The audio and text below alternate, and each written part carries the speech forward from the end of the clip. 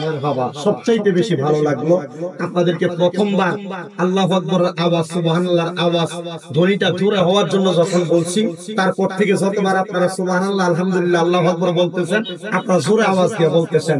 আপনাদের কাছ থেকে এর চাইতে বড় পাওয়ার কিছু হইতে পারে না। আমি এতটুকুই চাইছি। তবে একটা কথা মনে রাখেন, শুধু ওয়াজ মাহফিলের প্যান্ডেলে সীমাবদ্ধ না। যখন যেভাবে যে অবস্থায় থাকেন, সব অবস্থায় আল্লাহকে, আল্লাহ রাসূলকে স্মরণ করার দরকার আছে না নাই? বাবাজি, চা দোকানে বসলে একটু ফাহিশা কথা, একজন আরেকজনের নামে গীবত বর্তমান সমাজে আছে না নাই? কার মেয়ে কি করলো, কার ছেলে কি করলো, কে কিভাবে চললো, এমন গীবত দোকানে আছে না নাই? নবী সাল্লাল্লাহু আলাইহি সাল্লাম বলেছে, পৃথিবীর মধ্যে সবচাইতে নিকৃষ্ট যে জায়গা, সে জায়গার নাম বাজার। সে জায়গার নাম কি? আর দোকান, যেটাই বলেন। আর পৃথিবীর মধ্যে সর্বোৎকৃষ্ট জায়গা হলো আল্লাহর ঘর, মসজিদ আর মসজিদ বাইতুল্লাহ। আপনারা যত বেশি সম্ভব চেষ্টা করবেন আল্লাহর ঘরের মধ্যে সময় অতিবাহিত করার। যদি না সম্ভব হয়, যতক্ষণ আল্লাহর ঘরের বাহিরে নিজের জীবিকা অর্জনের জন্য থাকবেন, ওযু করে থাকবেন। 2 নাম্বার কাজ হলো সর্ব অবস্থায় আল্লাহ তাআলার জিকির, সুবহানাল্লাহ ওয়ালহামদুলিল্লাহ ওয়া লা ইলাহা ইল্লাল্লাহু আল্লাহু আকবার, অথবা আস্তাগফিরুল্লাহ রাব্বি মিন কুল্লি জামবি ওয়া আতুবু ইলাইহি লা হাওলা ওয়ালা কুওয়াতা ইল্লা বিল্লাহ, এভাবে পড়তে থাকবেন। আর এই সময়ের বাহিরে আরেকটা সময় নির্ধারণ করবেন, নবীজির উপর বেশি বেশি করে দুরূদ শরীফ পড়বেন। আল্লাহ তাআলা, আল্লাহর জিকির, বেশি বেশি ইস্তেগফার, নবীজির উপর দুরূদ শরীফের আমল আমাদের জারি রাখার তৌফিক দাও। মারহাবা, জোরে কোন আমিন। আপনারা বলেন, এই বনকরা উত্তরপাড়ার জমিনে এই জান্নাতের বাগান কবরবাসীর মাগফিরাত কামনায় হইছে, আপনারা খুশি না বেজার? আল্লাহ তাআলা এই মাহফিলের আয়োজন যারা করেছেন, যারা মাহফিলে 1 টাকা থেকে শুরু করে 1000 টাকা পর্যন্ত দিয়ে সহযোগিতা করেছে, এই মাহফিলের জন্য টাকা দিয়ে না পারো, নিজের গায়ের শ্রম দিয়ে সহযোগিতা করেছে, আপনারা যারা উপস্থিত হয়েছেন, সেই মা বোনেরা পর্দার আড়ালে শুনছে, আল্লাহ তাআলা সবাইকে উত্তম জাযা প্রদান করুক। জোরে বলেন আমিন। বলেন বাবা, এই জান্নাতের বাগানে আসলে বসলে আমাদেরকে সওয়াব দেয় একজন, তিনি কে? এই কথাটা বিশ্বাস অন্তরে আসেনি? অন্তরে আসেনি? আল্লাহর দোহাই, এবার আসেন, আপনি নামাজ পড়লেন, রোজা রাখলেন, হজ করলেন, যাকাত দিলেন, দান সদকা করলেন, মা বাবার খেদমত করলেন, কিন্তু আমার নবীর কলিজায় একটু আঘাত দিলেন। আপনারা বলেন, এই নামাজ, এই রোজা, এই হজ, এই যাকাত, এই মা বাবার খেদমত, এই দান সদকা, এর কোনো দাম? তার মানে বোঝা গেল, নামাজ, রোজা, হজ, যাকাত, দান সদকা সবকিছুর মূলে আমার নবীজির মোহাব্বত। আমি জানতে চাই, বনকরা এলাকার ভাই বাবারা, আপনারা বলেন, আমরা নামাজ পড়ি কয় ওয়াক্ত? মক্কার মানুষ পড়ে কয় ওয়াক্ত? হজ করছেন, উমরা হজ আসেনি কেউ? উমরা করছেন না কেউ? নাই না, মাশাআল্লাহ। যারা হজ করছে তারাও জানে মক্কা শরীফের ভিতরে আযান হয় 6 ওয়াক্তের। সুবহানাল্লাহ। মদিনা শরীফে আযান হয় 6 ওয়াক্তের। হুজুর কিসের? একটু হিসাব লন। ফজরের আযান আমাদের এলাকাত হয়নি, যোহরের আযান হয়নি, আসরের আযান হয়নি, মাগরিবের হয়নি, আল্লাহর দোহাই এশারের আযান হয়নি। 5 ওয়াক্ত নামাজের আযান হয়। হুজুর তাহলে মক্কাতে 1 ওয়াক্ত বাড়তি কিসের আযান হয়? 1 ওয়াক্ত বাড়তি মদিনায় কিসের আযান হয়? ওই আযানটা হইল সালাতুত তাহাজ্জুদের আযান। ফজরের নামাজের আগে মক্কাতে ওই আযানটা দেয়। হুজুর জানতে চাই, কেন মক্কাতে মদিনাতে ওই আযানটা? আমার আল্লাহ তাআলা যখন আমার দয়াল নবী রাহমাতুল লিল আলামিন নবীরে বলছে, নবী গো, আপনি নবীর জন্য তাহাজ্জুদের নামাজটাকে খাস করে দেওয়া হয়েছে। আমার নবী ডাক দিয়া কইল, আমার উম্মতের যদি কষ্ট না হইতো, আমি আমার উম্মতের 6 ওয়াক্ত নামাজ ফরজ করে দিতাম, কিন্তু আমার উম্মত ফজরের নামাজ থেকে এশারের নামাজ পর্যন্ত 5 ওয়াক্ত নামাজ আদায় করব। আমার আল্লাহ তাআলা শরীয়তের সওয়াবটার আমলনামার মধ্যে দান করব, কিন্তু আমার কোন উম্মত যদি ফজরের নামাজের আগে ওইটা আমার আল্লাহ তাআলার কাছে 2 করে 4 রাকাত, 3-12 রাকাত তাহাজ্জুদের নামাজ পড়া আল্লাহর কাছে যা চাইবে, আমি দয়াল নবীর কথা মোতাবেক আমার আল্লাহ আমার উম্মতের তা দান করব। জোরে কোন সুবহানাল্লাহ। তাই সমস্ত জগতের জন্য আইন একরকম, মক্কার জন্য আর মদিনার জন্য আইন কেন আরেক রকম? তাইলে বোঝা যায় এদের মধ্যে একটা হাকিকত আছে। এর জন্য বলছি নামাজ, রোজা, হজ, যাকাত, দান, সদকা, মা বাবার খেদমত, সকল কিছু একদিকে, আল্লাহর নবীর মুহাব্বত আরেকদিকে। আমার নবী ডাক দিয়া উম্মত কেন এই কথা বলা হইল? শুনো রে ইয়া রাসূলুল্লাহ, কেন বলা হইল? আমার নবী ডাক দিয়া কয়, শুনো রে দুনিয়ার মানুষের দয়ারা, কুল্লা আসআলুকুম আলাইহি আজরান ইল্লাল মাওয়াদ্দাতা ফিল কুরবা। সুবহানাল্লাহ, আরো জোরে কন্যা সুবহানাল্লাহ। আরেক জায়গার মধ্যে আমার আল্লাহ তাআলা এত সুন্দর করে এই আয়াতে কারিমার কথা বলে দেন। আমার আল্লাহ তাআলার এই আয়াতে কারিমার অনুবাদ হইল, আমার আল্লাহ তাআলা জগতের মানুষের কাছে কোনো কিছুর বিনিময় চায় না। হ্যাঁ, ইল্লাল মাওয়াদ্দাতা ফিল কুরবা। আমার আল্লাহ কয়, বন্ধু নবী আপনি তারারে জানিয়ে দেন, আমি আল্লাহ তাদের কাছে আপনি নবীর নিকটবর্তীদের ভালোবাসা চাই। আল্লাহ আপনি তাদের কাছে কোনো ভাড়া চান না। আমি জানতে চাই, ও আমার বোন করার বাবারা, গির্জা বাজারে কেউ যদি একটা দোকানদারি করে, ওই দোকানের মাসিক ভাড়া আছে না নাই? এই আয়াতের বঙ্গানুবাদের আলোকে ব্যাখ্যা শুনেন। একটু পারলে মনোযোগ দেন। এই কথাটা কেন বলতেছি? যেহেতু আমাকে বলছে সোয়াদে কারবালার বয়ানের ধারাবাহিকতা একটু কথা বলবো, বেশিক্ষণ কষ্ট দিতাম না, কারণ সময় কম। যতটুকু বলবো ততটুকুর উপর আপনারা শুই না আমল করার চেষ্টা করবেন, অন্তরে মহাব্বত পয়দা করার চেষ্টা করবেন। আল্লাহ কবুল করুন। আমিন। আমার বাবারা, বন্ধুরা, গভীর মনোযোগ দেন। আল্লাহ বললেন, বন্ধু আপনি তাদেরকে জানিয়ে দেন, আমি আল্লাহ তাদের কাছে কোনো ভাড়া চাই না, ইল্লাল মাওয়াদ্দাতা ফিল কুরবা, কিন্তু আপনার নিকটবর্তী যারা তাদের ভালোবাসা চাই। এবার আসেন বাবাজিরা, আমার আল্লাহ তাআলা কেন এই কথাটা বললেন? বাজারের মধ্যে দোকান ভাড়া নিলে একটা মানুষ দোকানের ভাড়া আদায় করে, মনে করেন 2000 টাকা। কারণ কি? দোকানটা সে ভাড়ায় চালায়। এই জন্য আমরা যে আল্লাহর বান্দা, আল্লাহ আমরারে খাওয়ায়, আল্লাহ আমরারে পড়ায়, রিজিক দেয়, আমাদেরকে দুনিয়াতে চলার জন্য ক্ষমতা দিলেন, শক্তি দিলেন, কিন্তু আমার আল্লাহ তাআলা আমাদের কাছে এখনো পর্যন্ত কোনো টাকা চায় নাই, পয়সা চায় নাই, ভাড়া চায় নাই। আল্লাহ তাআলা আপনি কেন বললেন আপনি তাদের কাছে কিছু চান না? তবে আমার নবীজি নিকটবর্তী যারা তাদের ভালোবাসা চান। এবার সাহাবায়ে কেরাম আমার নবীরে প্রশ্ন করি, ইয়া রাসূলুল্লাহ, ইয়া হাবিবাল্লাহ, নবী গো আপনি দয়াল নবী রাহমাতুল লিল আলামিন, নবীর কাছে জানতে চাই, নবী গো আপনি বলেন না আপনার নিকটবর্তী কারা? আমার দয়াল নবী রাহমাতুল লিল আলামিন নবী বলতেছে, আমি নবীর নিকটবর্তী হইল আমার কলিজার টুকরা কন্যা হযরতে ফাতেমাতুজ জোহরা রাদিয়াল্লাহু তাআলা আনহা।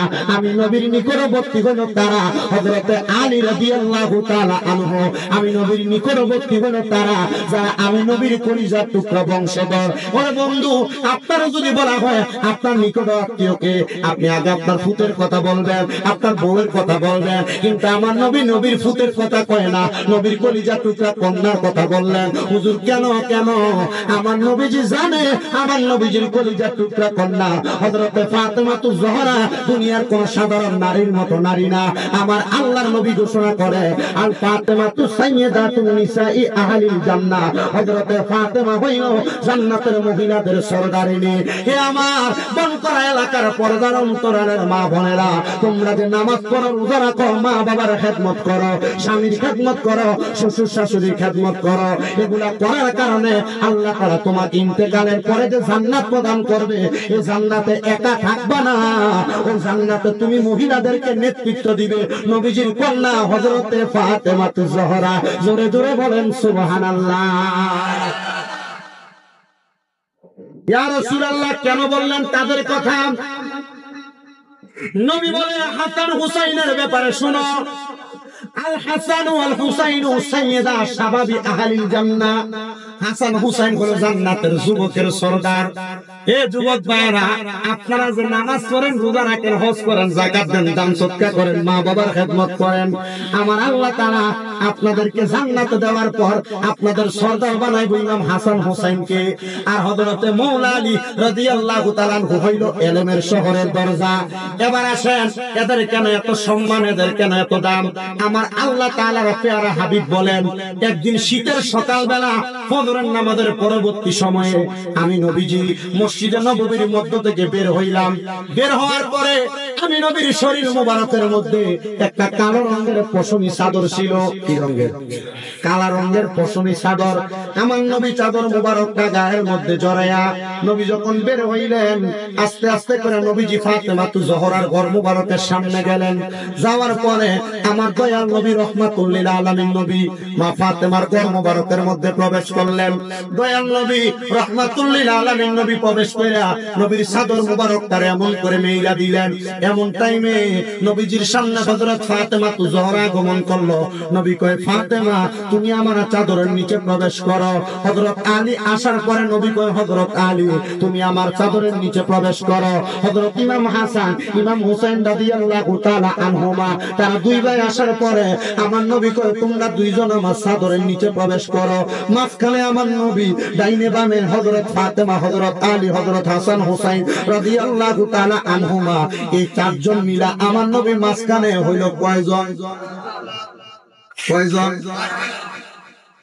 এবার আমার নবী দোয়া করে আল্লাহর কাছে, আল্লাহুম্মা হাউলাই আহলু বাইতি। সুবহানাল্লাহ।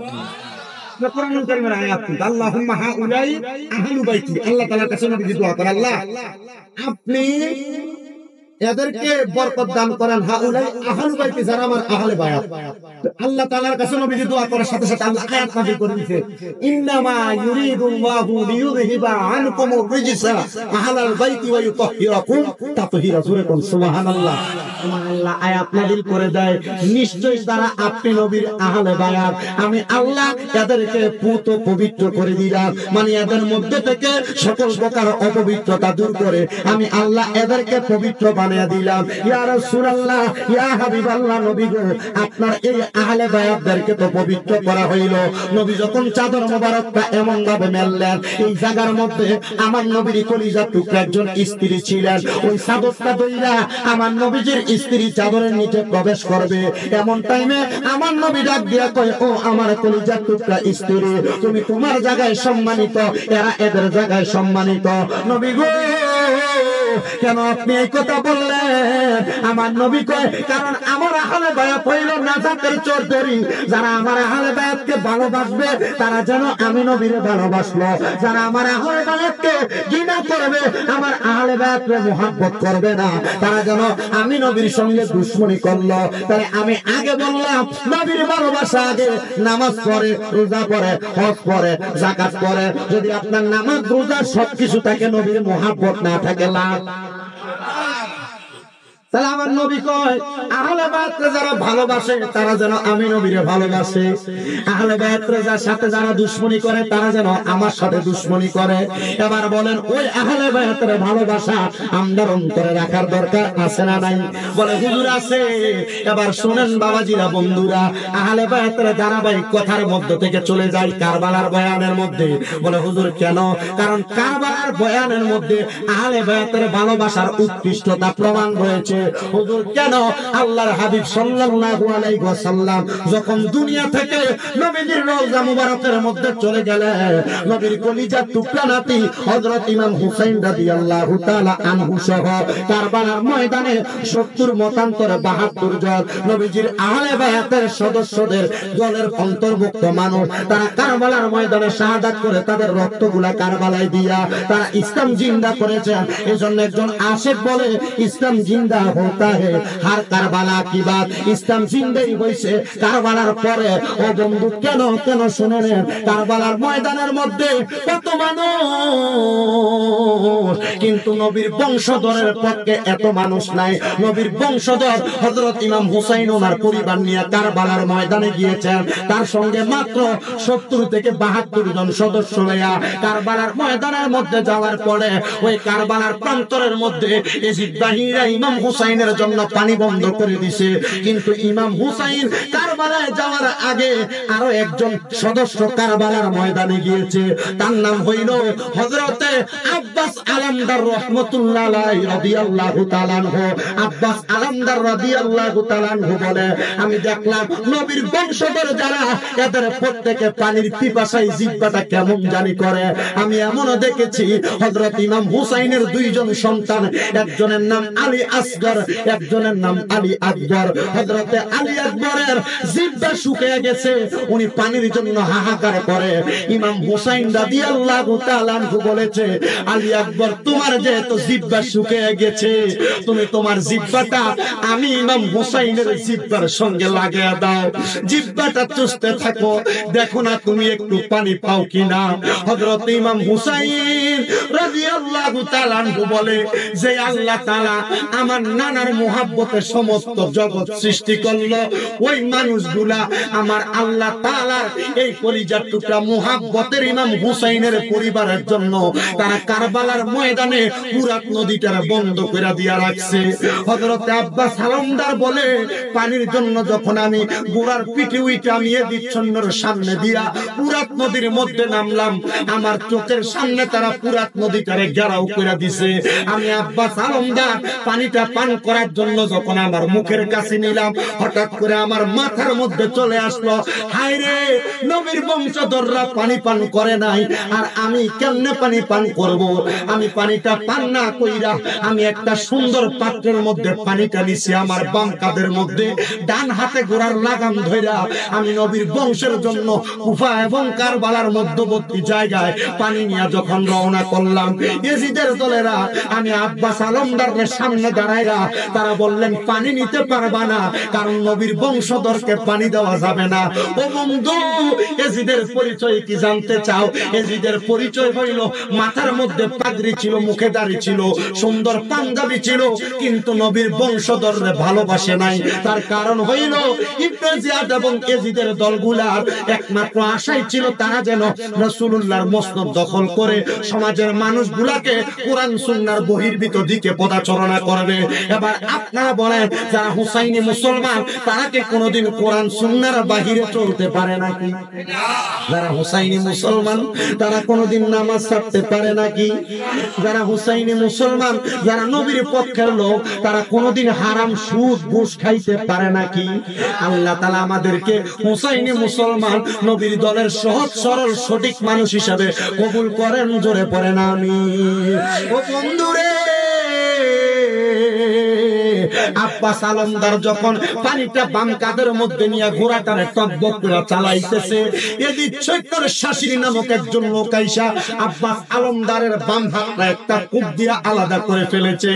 আব্বাস আলমদার বলে আমি আমার হাত দিয়া পানির পেয়ালা পানির পাত্রটা ধইরা ডান কাঁধের মধ্যে নিয়ে আমি যখন ঘোড়া চালাইতেছি, আমারে আরেকটা কূপ দিয়ে আমার হাতটারে কাইটা ফালাইছে। আমি আব্বাস আলমদার সামনের দিকে যাইতে লাগলাম, এরা আমার সামনে যাইতে দেয় নাই রে। এরা আমি সামনে যাওয়ার সময় একটা তীর মাইরা আমি আব্বাস আলমদারের কাছে যে পানির পাত্রটা ছিল ওই পাত্রটারে ভেদ করছে, পাত্রের মধ্য থেকে পানিগুলা গড়গড়ে নিচে পড়ছে, আর ওই পাত্রের মধ্য দিয়া যখন তীরটা ভেদ করে আমার বুকের মধ্যে লাগছে, আমি আব্বাস আলমদারের দুইটা হাত নাই, এই দেহটা লইয়া ঘোড়ার পিঠে কেমনে জানি বৈশা রইছি। ঘোড়াটা দৌড়ে ইমাম হুসাইনের কারবালার ময়দানে তাবুর সামনে যখন গেছে, ইমাম হুসাইনের তাবুর মধ্যে একটা চিৎকার পড়ে গেছে, হায় রে ইসলামের জন্য, আমার নানার ইসলাম ধর্মটারে টিকে রাখার জন্য, নানার নাতিকে বাঁচানোর জন্য আব্বাস আলমদার এমন করে তার দেহটারে বিলীন করে দিল। আব্বাস আলমদার কয় আমি পানির পিপাসায় বড় হতাশাগ্রস্ত, ইমাম হুসাইনকে বললাম আমার একটু পানি দাও। ইমাম হুসাইন কয় আজকে 7 দিন পর্যন্ত আমাদের তাবুর মধ্যে পানি নাই, ওই বেঈমানের দলেরা ইয়াজিদের দলেরা আমাদের পানি বন্ধ করে দিয়েছে। হে আব্বাস আলমদার,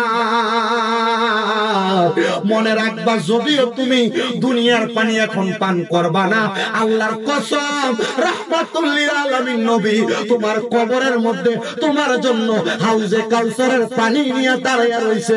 জবান খুলে বলেন সুবহানাল্লাহ।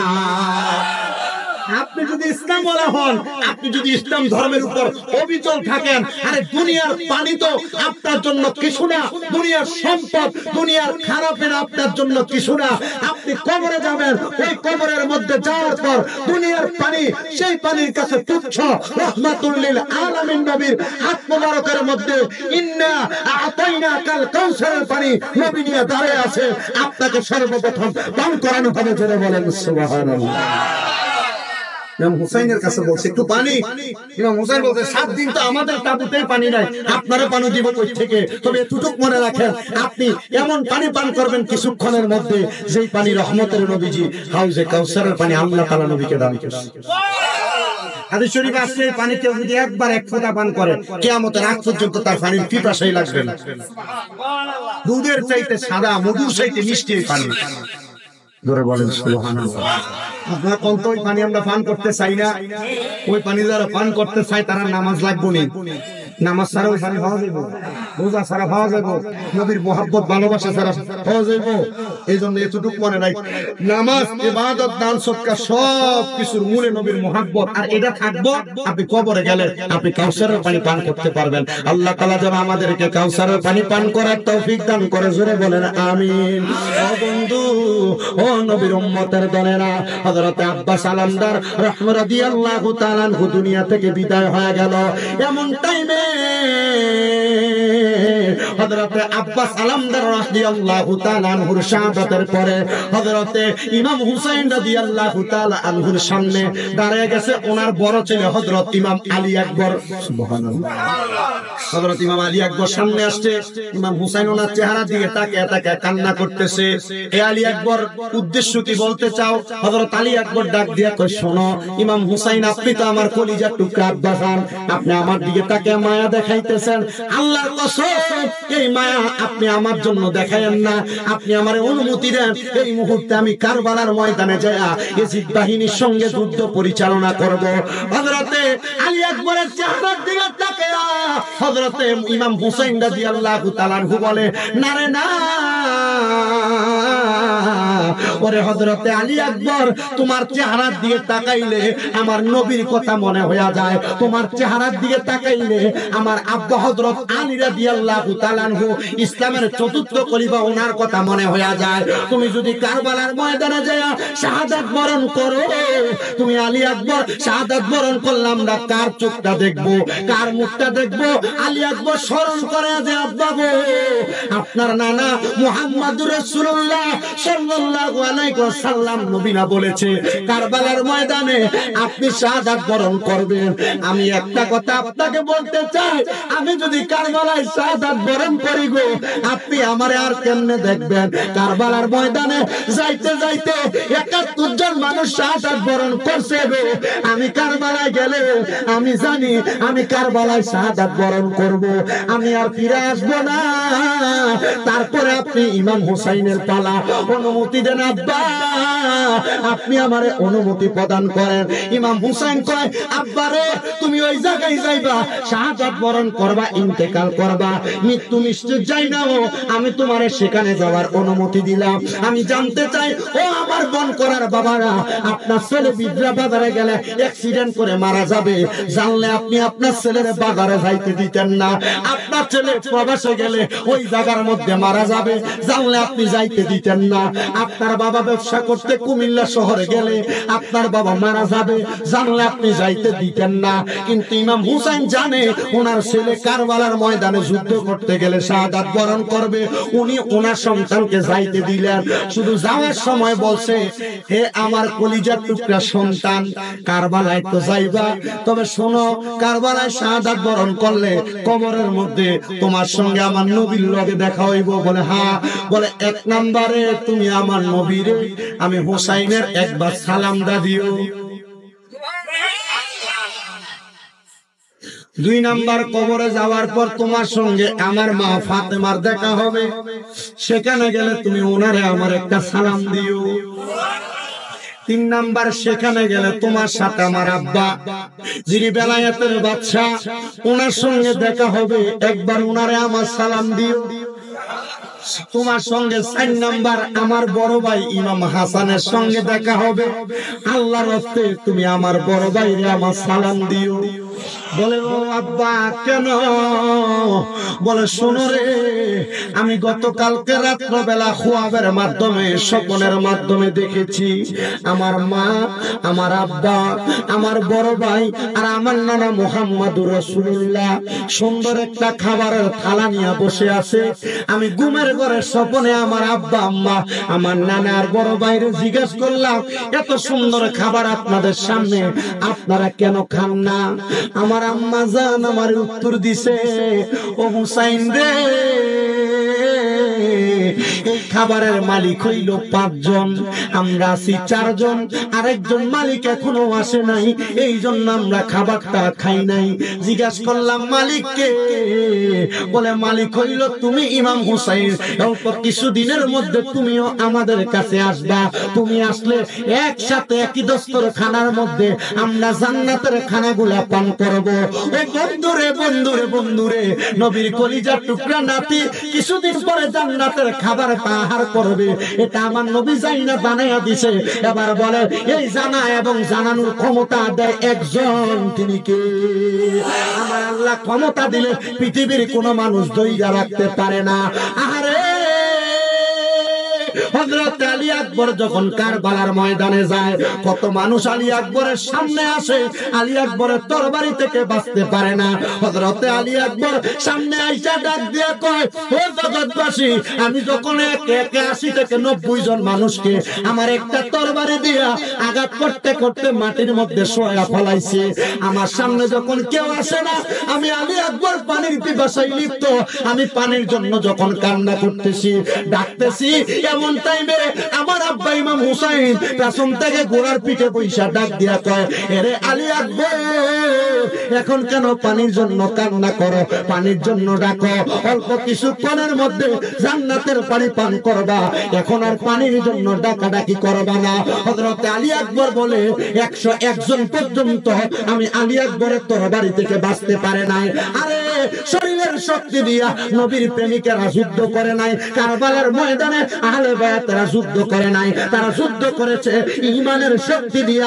আপনারা বলে এমন ঈমানি জজ্বা আমাদের দেহের মধ্যে আনার দরকার আছে না নাই? এর ঈমানি জজ্বা আপনার দেহের ভিতরে ঈমানি জজ্বা থাকলে আপনার চোখের সামনে নবী অবমাননা হইতো না, আপনার মুখের সামনে আপনার এলাকায় নবীর অবমাননা হইব দূরের কথা, কোরআন নিয়ে নামাজ নিয়ে কোরআন সুন্নাহর আলোচনার বাহিরে কোন শব্দ ব্যবহার হইতে পারতো না। আর হয়তো হয় নবীর দুশমনী যে জায়গায় যেভাবে হোক আল্লাহর কাছে দোয়া করব, আল্লাহ যারা নবীর দুশমনী করে, নবীর শান-ও-মানের খেলাফ করে, আপনি আপনার আসমানি ফয়সালার মাধ্যমে এগুলার বিচার করবেন। এগুলার বিচার করার ক্ষমতা আমরা নাই। হাদিস শরীফে আছে, যদি তুমি তোমার চোখের সামনে এমন কোন অন্যায়, অবিচার, অত্যাচার দেখতে পাও, তুমি সর্বপ্রথম তোমার হাত দিয়ে প্রতিহত করো, যদি না পারো মুখ দিয়ে প্রতিহত করো, যদি না পারো তুমি তোমার অন্তর থেকে ঘৃণা করো। ওয়াযালিকা আযআফুল ঈমান, এটা হলো ঈমানের সবচাইতে নিকৃষ্ট, সবচাইতে ছোট অংশ। এবার আপনারা বলেন, আমরা হাত দিয়ে প্রতিহত করতে পারি আর না পারি, মুখ দিয়ে বলবো, মুখ দিয়ে পারি আর না পারি, আমরা অন্তর দিয়া নবীর দুশমনদেরকে ঘৃণা করার দরকার আছে না? সামনে এই জিলকদের পরে জিলহজের পরে পবিত্র মুহররম মাস, নবীর আহলে বায়াতের সম্মানের মাস, ওই মাসে আহলে বায়াতের সম্মান বন্দনা করার দরকার আছে না? একটু দোয়া করে এদের জন্য, দোয়া এদের কাছে, এদের উসিলা আল্লাহ যেন আমাদেরকে মাফ করে, এমন দোয়া করার দরকার আছে না? হযরত ইমাম আলী আকবর যখন শাহাদাত বরণ করলেন, আমার দয়াল নবী রাহমাতুল লিল আলামিন নবীর নাতি ইমাম হুসাইন বলে, শাহাদাত বরণ করার পর আমার অন্তরের ভিতরে মায়া, সন্তান মারা গেলে মার মনে মায়া আছে না? বাবার মনে মায়া আছে না? এত মায়া আলী আকবর কয়, আমি আল্লাহ তাআলার কাছে, হযরত ইমাম হুসাইন আল্লাহর কাছে দোয়া করলাম, আল্লাহ আপনি আমার সন্তান আলী আকবরের কবুল ও মঞ্জুর করেন। এবার আমার আল্লাহ তাআলার পেয়ারা হাবিব কি বলে শুনালেন, কোন মা মারা যাওয়ার পরে কোন সন্তান মারা যাওয়ার পরে কোন মা বাবা যদি দোয়া করে, আমার আল্লাহ তাআলা তাদের দোয়া লগে লগে কবুল করে। আবার অপর হাদিসের মধ্যে পাইলাম আমার নবী ঘোষণা করে, কোন সন্তান মারা যাওয়ার পরে কোন মা বাবা মারা যাওয়ার পরে কোন সন্তান যদি তার চোখের মণি ফোঁটার মধ্যে একটা মাছির মাথা পরিমাণ পানি ছাইরা দিয়া কান্দে। খোদার কসম, ও জগৎবাসীরা শুনে নাও, আমার আল্লাহ তাআলার কাছে দোয়া করার কারণে আমার আল্লাহ তাআলা তার মা বাবার জীবনের গুনাহ, চোখের পানিগুলা মাটিতে পড়ার আগে মাফ করে দেয়। হে বনকরার বাবারা, বনকরার যুবক ভাইয়েরা, বনকরা এলাকার পর্দার অন্তরালের মা বোনেরা, আজকে এত সুন্দর জান্নাতের বাগান বনকরা উত্তরপাড়া যুব সমাজ করেছে। আমার ভাই ইরফান ভাই সহ এলাকার যত যুবকেরা, মুরব্বীরা, এলাকার ভাই বাবার আয়োজন করেছেন। এই মাহফিলটারে এতটুক মনে করবেন, এই মাহফিলটা আপনার আমার জন্য নাজাতের ফয়সালা। তবে একটা কথা অন্তরের ভিতরে বিশ্বাস রাখবেন, আজকের মাহফিলের মধ্যে হয়তোবা এমন অনেক সন্তান আছে যাদের জগতের মধ্যে মা নাই, এমন অনেক সন্তান আছে যাদের জগতের মধ্যে আব্বা নাই। বনকরার যুবক ভাইরা, বনকরার মুরব্বী বাবাজিরা, মা বাপ যদি অন্ধকার কবরে থাকে, আল্লাহ তাআলার কাছে আম্মা আব্বার জন্য শুধু দোয়া করবা, আল্লাহ আমার আম্মা কবরে, আমার আব্বা কবরে আপনি ক্ষমা সুন্দর দৃষ্টিতে দেখেন না। কারণ সন্তান এতটুকু মনে রাখো, আমার আল্লাহ তাআলা তোমার মারে, তোমার আব্বারে মাফ করে দিবে। কিন্তু দুনিয়ার জমিনের মধ্যে এমন অনেক সন্তান যারা তাদের আম্মা আব্বার প্রতি এমন ইহসান করবে, দূরের কথা, মা বাপ মাটি দিয়ে আসার পর থেকে এখনো পর্যন্ত মা বাবার কবরের সামনে সন্তান যায় না। যদিও 40 দিন পর্যন্ত মা বাবার কবরের সামনে গেছে, 1 বছর 2 বছর হয়ে গেলে সন্তান মা বাবার কবরের কাছে যাওয়া ভুইলা যায়। আবার এমন অনেক সন্তান আছে, মা বাপ মাটি দেওয়ার পরে এখন যদি কবরস্থানের সামনে নেই, কবর কোনটা কবরের পরিচয় দিতে পারবে না, কবর চিনবে না।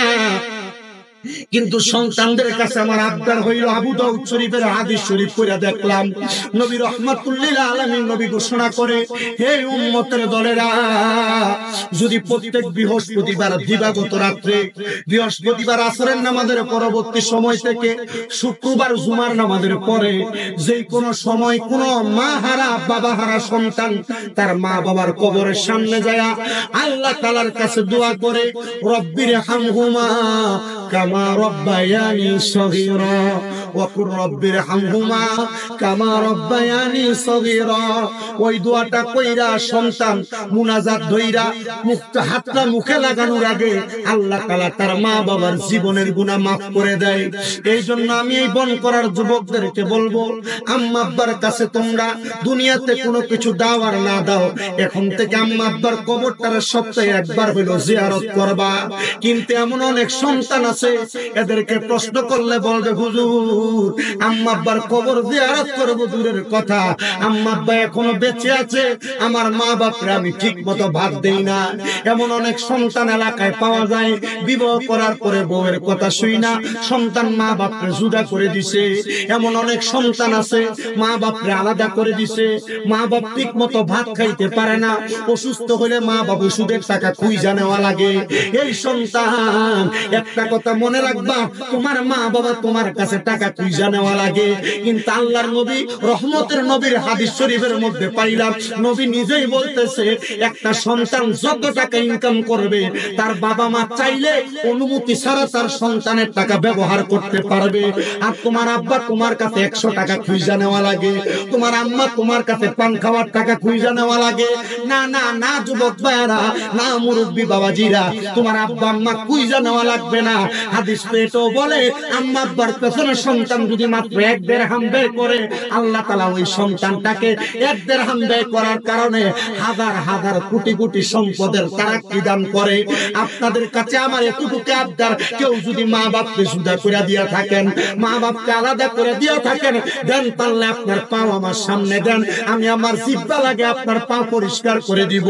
তবুও আজকে ওয়াদা করবেন, আম্মা আব্বার জুদা করে দিয়া থাকলে, আলাদা করে দিয়া থাকলে, এখান থেকে বাড়িতে যাইয়া আম্মা আব্বার পা গুলা দিরা মাপ চাইবেন। মা বাপরে বলবেন, মা ও আব্বা জান, আপনাদেরকে জুদা করে দিয়েছি, আলাদা করে দিয়েছে, এটা আমার বড় অন্যায় হয়েছে, আল্লাহর রাস্তায় আমি সন্তানকে মাফ করে দেন। যতক্ষণ পর্যন্ত আপনার মা আপনার বাবা মুখ দিয়ে বলছে আপনারা মাফ করে দিছি, ততক্ষণ পর্যন্ত আপনি পাও ছাড়বেন না। আরে পাও ছাড়া না, পাও ছাড়া না, মাঝে মাঝে সুযোগ পাইলে আম্মা আব্বার পায়ের মধ্যে সুমা দিবা। বলে হুজুর এটা কেমন কথা বললেন, মা বাবার পায়ে চুমা দিমু, এটা কি শিরিক হবে না? না রে না না না না, আম্মা আব্বার কদমে চুমা দেওয়া এটা আল্লাহর জান্নাতের চৌকাঠে চুম্বন করার সওয়াব পাইবা।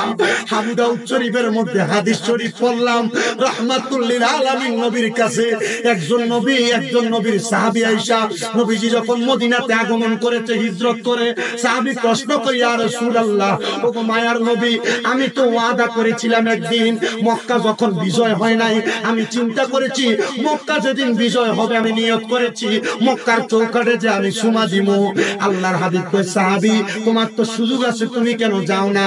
সাহাবী কয়, ইয়া রাসূলুল্লাহ, মক্কায় যাবো কেমনে? মদিনা থেকে মক্কার অনেক দূরত্ব, বাড়িতে আমার অসুস্থ মা শুয়ে রইছে। নবী গো, অসুস্থ মারে ফালাইয়া তো আমি মক্কায় যাইতে পারি না। এবার জানতে চাই, অসুস্থ মার খেদমত করা উত্তম না হজ করা উত্তম? অসুস্থ মার খেদমত করা উত্তম না মক্কায় যাওয়া উত্তম? অবশ্যই মার খেদমত করা উত্তম। আল্লাহর নবী কয়, সাহাবী, ও সাহাবী, তাহলে তুমি বলতে চাও মক্কায় যাওয়ার সুযোগ তোমার হয় নাই? সাহাবী রে, বাড়িতে যে মার কদমে চুম্বন করবা। ইয়া রাসূলুল্লাহ,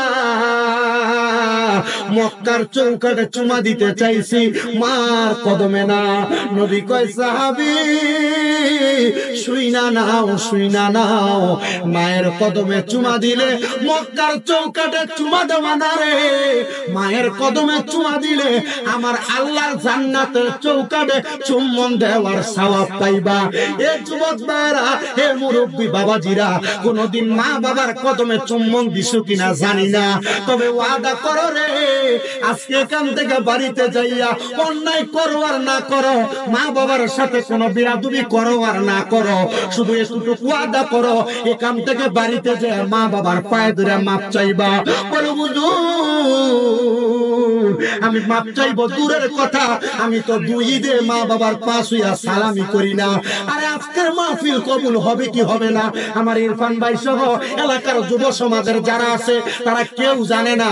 তবে আমি একটা কথা বলতে পারি, আগামীকালকে যখন দেখবা এলাকার মুরব্বীরা দোকানে বসে বলে আমার ফুটে আমার লগে কোনো অন্যায় করে নাই, তবু এই ছোট্ট ছেলে শামীম দাদার কথা শুই না আমার ফুটে বাড়িতে এসে আমার ভাই ধরে মাপ চাইছে। এলাকার মহিলারা একজন আরেকজনকে বলবে আমার সন্তান আমার লগে অন্যায় করে নাই, তবু আমার সন্তান আমি মার পায়ে ধরে মাপ চাইছে। যখন দেখবা কোন এলাকার মুরব্বীরাই কথা বলে, কোন এলাকার মহিলা কথা বলে, তাইলে মনে করবা মাহফিল সফল। কারণ আমি যে বইলা গেছি, সন্তান বাড়িতে যে মার পায়ে ধরে মাপ চাইছে, বাবার পায়ে ধরে মাপ চাইছে।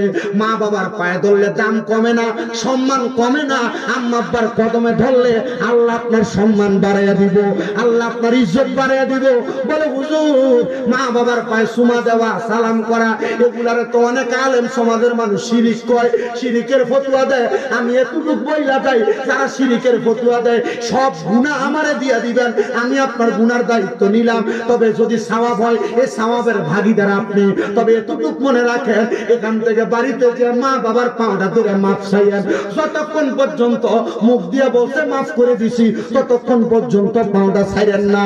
কারণ মা বাপ যদি আপনারা মাফ করে দেয়, এই মাফটার কারণে আল্লাহ তাআলা আপনাকে মাফ করে দিবে। নবীর হাদিস, নবী কয়, রেদার রব্বি ফি রিদাল ওয়ালিদাই, মা বাবার সন্তুষ্টিতে আমি আল্লাহ সন্তুষ্টি। সাখাতুর রব্বি ওয়া সাখাতুল ওয়ালিদাই, আম্মা আব্বার অসন্তুষ্টিতে আমি আল্লাহ অসন্তুষ্ট। এবার তুমি মা বাপকে কষ্ট দিলে কষ্ট পায় আল্লাহ, মা বাপকে খুশি করলে খুশি হয় আল্লাহ। বউয়ের কাপড় কিনা দাও 2000 দিয়া, মারে কাপড় কিনা দাও 600 দিয়া। আল্লাহর রাস্তে মাপ চাই।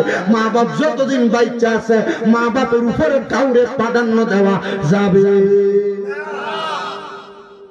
মাপ সাউন্ড যাইব রে, মাপ সাউন্ড যাইব। আগামীকালকে যখন দেখবেন বনকরা বাজারে, বনকরা দোকানে বৈশা কোনো মুরব্বী বলছে, হ্যাঁ আমার ফুটে আমার পায়ে ধরে মাপ চাইছে, কেউ মা বাবার পায়ে ধরলে কি সম্মান কমবো? ইজ্জত কমে দেবো? মাপ চাইতে পারতেন না? মা বাবা আছে তো, থাকলে যে মা বাবার পায়ে ধরবেন। আরে মিয়া, পারলে দৈনিক একবার মাপ চাইবেন, তাহলে মা বাপ মনে করবে হ্যাঁ আমার ফুট এখন আমার আন্ডার থেকে এখন সরছে না। আম্মা আব্বার কদমে ধরার দরকার আছে কি নাই? আল্লাহ তাআলা আমাদেরকে সে তৌফিক দান করুক। হুজুর কেন? কারণ আম্মা আব্বার এই সম্মান, এই তাজিম করার কারণে আল্লাহ তাআলা আপনার এই দুনিয়া এবং আখিরাত সব জায়গায় আপনার সম্মান, ইজ্জত, আদলকে বাড়ায় দিবে। আল্লাহ তাআলা আমাদের এই সম্মানকে বাড়ায় দেন। জোরে পড়েন আল্লাহুম্মা আমিন। আপনারা কেমনে জানি আসতে কোন আমিন, একটু জোরে কোন আমিন। আল্লাহ তাআলার কাছে এতটুকু ফরিয়াদ জানাই, আজকের মাহফিলের যিনি সম্মানিত প্রধান মেহমান খুশবাস কাদিরিয়া গাউসিয়া দরবার শরীফের পীর সাহেব শামসুল আরিফিন খুশবাসী হুজুর, উনি আসেন, উনি আপনাদেরকে নিয়ে দোয়া করবেন। আল্লাহ তাআলা ওনাদের নেক দোয়া, নেক নজর আমাদেরকে দান করুন। জোরে বলেন আমিন। আমার ইরফান ভাই যদি শুনে হুজুরকে নিয়ে আসেন, কারণ বৃষ্টি যেহেতু হয়েছে মানুষের মোটামুটি ঠিক আছে মোটামুটি বৃষ্টি যেহেতু হয়েছে সবার একটু শরীরে একটু ঠান্ডা হয়েছে, একটু গম গম ভাব আছে। যতটুকু হয়েছে ওয়াজ অতটুকুর উপরে আমল হইব ইনশাল্লাহ। কি আমল হইব? আমার ওয়াজের কি শিখছে আমার ওয়াজ থেকে এতটুকু শোনেন। যদি কালকে কেউ কয় কি ওয়াজ করছে, কতক্ষণ চিল্লা গেছে, উত্তর দিবেন যে শামীম দাদার ওয়াজ থেকে এগুলো শিখছি। এক নাম্বার সালাম দেওয়ার হাদিস শিখিয়ে দিচ্ছি, শিখেছি কিনা? সালাম দেওয়ার হাদিস বলে হুজুর এটা আমরা জানিও, তবে আমি আমার বয়ানের যেটা দায়িত্ব আমি এটা বলে গেছি। কারণ বর্তমান সমাজে অহংকারী বেশি, একজন আরেকজন সালাম দিতে চায় না, মুখ একটা এমনি করে রাস্তা দিয়ে মাথা দিতে করে একটা দেখা আছে না। সালাম দেওয়ার ফজিলতের বয়ান করে দিয়ে গেছি। সালাম বেশি বেশি দিবেন। আপনার শত্রুরও দেখলে সালাম দিবেন, সালাম দিলে শত্রুতা কইমা যায়, মুহাব্বত বাড়ে। জোরে কোন সুবহানাল্লাহ। সালাম বেশি বেশি করে দিবেন। কই আরেকটা কথা, যে জায়গায় সালামের শত্রুতার যে বিষয়টা, এটা মনে হয় আরেকটা কথা সালাম করে দিই। সালাম দিবেন কেন? আমার এই গত পরশুদিন আমি সাত্তার খান কমপ্লেক্স কুমিল্লাতে, আমি এটা সামনে দাঁড়ানো, আমার এক ভাই আছে ইসহাক ভাই, ফল বেশ বিক্রি করে সাত্তার খানের সামনে। আর একটা ছেলে আছে হোসেন, সে মাছ বিক্রি করে। তো তারা দুইজনের সাথে আমি দাঁড়ায় কথা বলবো, মোটরসাইকেল দিয়ে দুইটা যাইতেছে, বুঝছেন তো কোন লাইনে? মানে মনে করেন আকীদার ভিন্নতার কারণে আমি আহলে সুন্নাত ওয়াল জামাতের আকীদা, অন্য আকীদার দুইজন মোটরসাইকেল দিয়ে যাইতেছে। ডাইরেক্ট আমার দিকে তাকিয়ে ওই যে বন্ড দেখে বন্ড পে জোরে চিল্লানি মাছ। আমার লগে যে দুই ভাই হোসেন ভাই, হোসেন আমার কইতেছে ভাই আপনারা কইতেছে আমরা বুঝছেন, আমরা কিছু কম না। আমি কই শোনো, আমার একটা স্বভাব হইলো কেউ যদি আমার মাঝে খারাপ কয় আমি তার একটা সালাম দিই। কি দেই? কথা কন না, কি দেই? সালাম দিই। আমার এক ওস্তাদ আমার শিখিয়ে দিচ্ছে, যদি কেউ তোমার দুশমন হয় তার সাথে দুশমনিতে যাইও না, যদি সম্ভব হয় সামনে ফাইলে খাওয়াইয়া দিবা। আল্লাহ তাআলা যা দিতে তা থেকে খাওয়াইয়া দিবা। আর যদি এটা থেকে বেশি কিছু সম্ভব হয় কোলাকুলি করবা, একটু বেশি করে খাওয়াইবা। আমি হুজুর কারণ কি? যদিও তোমার লোকে দুশমনি করে, তোমার সুন্দর আচরণের কারণে পরের বাসে দুশমনি করতে 10 বার চিন্তা করবে। এটা করবেন তো ইনশাআল্লাহ? কেউ যদি আপনাকে দুশমন মনে করে, তাকে আপনি দুশমন মনে করবেন না, বন্ধু মনে করবেন। আল্লাহ তাআলা আমাদেরকে এটা মনে করে চলার তৌফিক দান করুন। তাহলে এক নাম্বার শিখলাম কি? সালাম। দুই নাম্বার অহংকার করা যাবে, ভুলে গেছেন? অহংকারের কথা বলছি না? অহংকার কার চাদর? আল্লাহর কুদরতের চাদর বলছিলাম। এই অহংকার করা যাবে না। তিন নাম্বার জিকিরের ফজিলতের বয়ান আর দুরূদ শরীফের ফজিলতের বয়ান। কয়টা হইছে? তিনটা। চার নাম্বার নবীর আহলে বায়াতের মুহাব্বতের ওয়াজ করছি কিনা? চার নাম্বার মা বাবার সম্মান, মা বাবার তাজিমের বয়ান। পাঁচটা বিষয় যতটুক বলছি আমার ক্ষুদ্র জ্ঞানে, আমি তো মূর্খ মানুষ, আমার এই ক্ষুদ্র জ্ঞানে যতটুকু বলছি এতটুকুর উপর যদি আমল করে, আপনারা কোন একটা মানুষ পরিবর্তন হওয়া সম্ভব কিনা? সম্ভব না। আমি এতটুকু বলছি আপনাদের, আর অন্য কোনো ভাগ দিয়ে একটা কথা বলিনি, শুধু এতটুকুর উপরে যদি রাখেন আপনি আপনার জীবনকে পরিবর্তন করতে পারবেন। আরে বর্তমান সমাজের মানুষ এই পাঁচটা বিষয় যদি মাইনে চলতে ওলি হইতে পারতে না। আমরা ওলি হুজুরের কথা, সপ্তাহে মসজিদের ভিতরে জুমার নামাজ হয় বছরে কয়টা? 56টা হয় না? 56টা জুমা কোন সময় একটা বেশি হয় নাকি?